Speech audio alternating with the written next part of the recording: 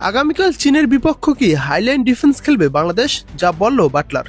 দেখুন, Commonwealth bank স্টেডিয়ামে বাংলাদেশ দলের প্রেস কনফারেন্স ছিল স্থানীয় সময় দুপুর 12টায়।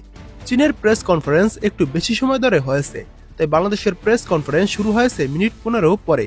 বাংলাদেশ দলের অধিনায়ক আইফাদা খন্দকার ও হেড কোচ পিটার বাটলারের সঙ্গে সম্মেলনের মঞ্চে বসেন।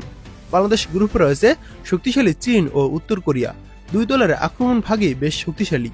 বাংলাদেশের ডিফেন্সের উপর দিয়ে ঝড় বয়ে যাওয়ার পূর্বাভাস। এশিয়া কাপ নিশ্চিত করার পর থাইল্যান্ডের বিপক্ষে বাংলাদেশকে হাইল্যান্ড ডিফেন্সে খেলে অনেক গোল হজম করতে হয়েছে। এই পজিশনে গোলরক্ষক ও ডিফেন্সের মধ্যে ফাঁক থাকে অনেক। চীনের বিপক্ষে ডিফেন্স নিয়ে কোচ পিটার বাটলার বলেন, এমন দলের বিপক্ষে খেলতে হলে অবশ্যই ডিফেন্স ঠিক রাখতে হবে। সেই সাথে ডিফেন্সের কৌশলও। ডিফেন্সে 3 না 4-5 জন থাকবে, সেটা মাঠেই দেখা যাবে। বাংলাদেশ অধিনায়ক আইফাদা রক্ষণভাগের অন্যতম ভরসা। চীনের অনেক আক্রমণ তাকে সামনে থেকে সামাল দিতে হবে।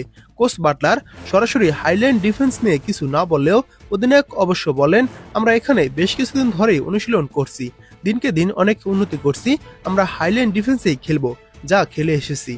আগামীকাল চীনের বিপক্ষে বাংলাদেশের ম্যাচ স্থানীয় সময় সন্ধ্যা 7টায় এবং বাংলাদেশ সময় দুপুর 2টায়। এই সময় সিডনিতে একটু বেশি বাতাস ও ঠান্ডা আবহাওয়া থাকে।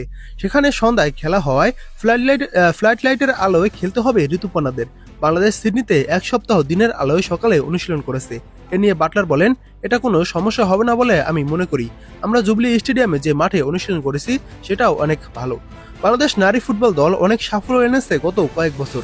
সাফল্য আনার পরও সুযোগ সুবিধা তুলনামূলকই কম, বিশেষ করে মাঠ নিয়ে ভুগতে হয় অনেক। অস্ট্রেলিয়ায় অত্যন্ত সুন্দর সুযোগ সুবিধা বাংলাদেশের। এরকম সুযোগ সুবিধা পেলে আরো ভালো খেলার সম্ভাবনা ও সুযোগ দুটোই বাড়ত। এ নিয়ে প্রশ্ন করা হলে অধিনায়ক আইফেদা কৌশলে উত্তর দেন। তিনি বলেন, গত কয়েক বছর ফ্যাসিলিটি বাড়ছে, আশা করি সামনে আরো বাড়বে। আগামীকাল মার্চের 3 তারিখ এশিয়ার 9 বারের চ্যাম্পিয়ন চীনের বিপক্ষে মাঠে নামবে বাংলাদেশ। দেখা যাক ম্যাচটি কেমন উপভোগ্য।